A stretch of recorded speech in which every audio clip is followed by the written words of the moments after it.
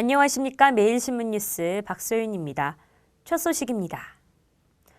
새누리당이 4월 총선에서 제시할 평생 맞춤형 복지대책 규모를 연간 10조 원 안팎으로 설정하고 복지대책을 마련하고 있는 것으로 알려졌습니다.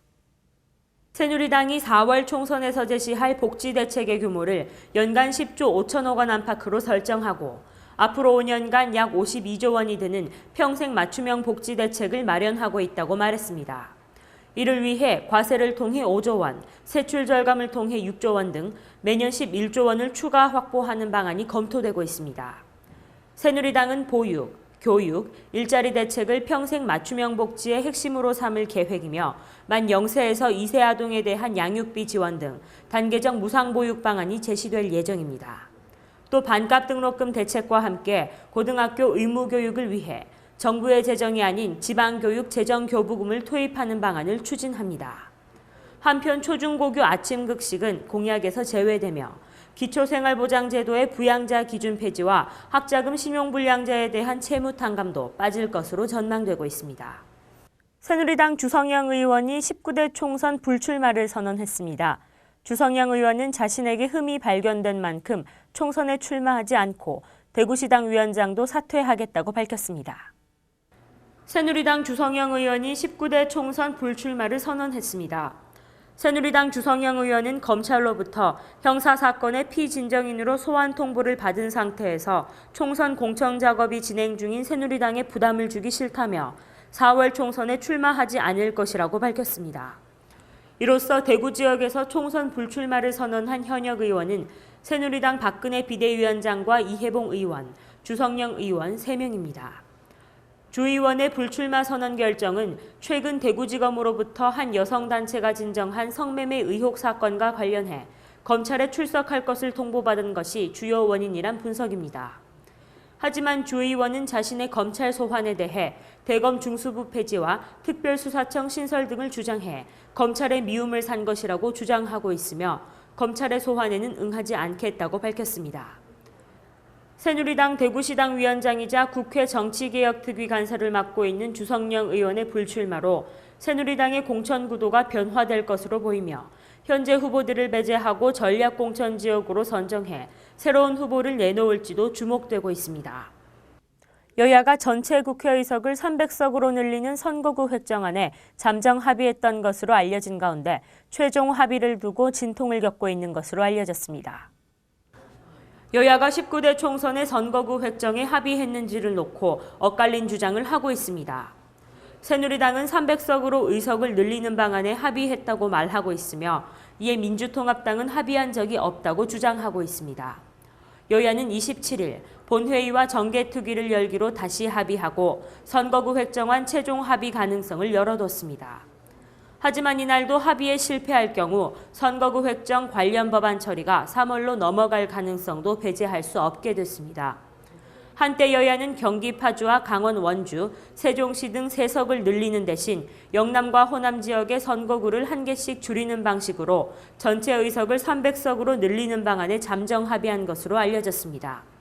하지만 민주통합당은 합의한 적이 없다며 영남에서 2석, 호남에서 1석을 줄이는 방안과 지역구를 줄이지 않고 전체 의석을 302석까지 늘리는 방안을 제시했습니다.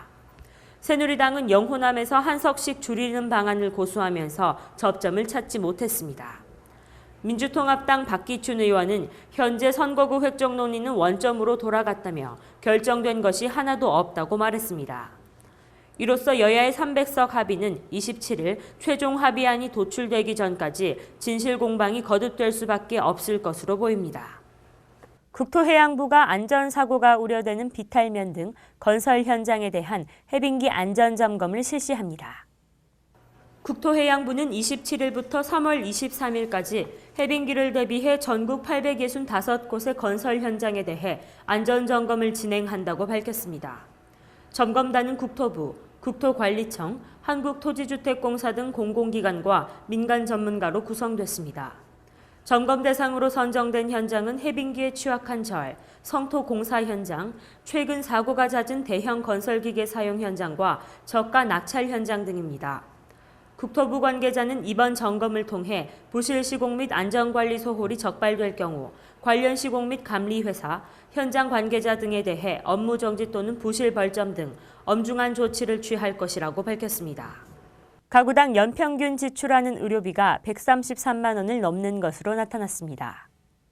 최근 건강보험정책연구원이 내놓은 가계부담 의료비의 구조와 특성 보고서에 따르면 가구당 연평균 의료비 부담액은 133만 7천 원이었으며 항목별로는 보건의료 서비스 비용이 96만 원으로 가장 많았고 이어 의약품 구입비가 28만 원, 의약 외품과 의료기기 용품 구입비가 9만 원으로 집계됐습니다.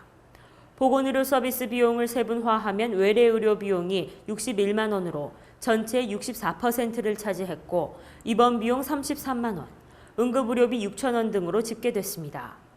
또 가구 원수가 많을수록 의료비가 늘어나는 경향을 보였지만 3인 가구의 경우는 142만 원으로 4인 가구의 135만 원보다 더 많아 가구 원수와 의료비 지출이 반드시 비례하지는 않는 것으로 나타났습니다.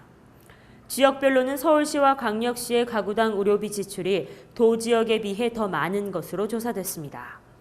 프로야구 경기 조작 사건을 수사하고 있는 대구지검이 선수들을 브로커에게 소개시켜준 혐의로 대학 야구선수 출신 26살 김모 씨에 대해 구속영장을 청구했습니다.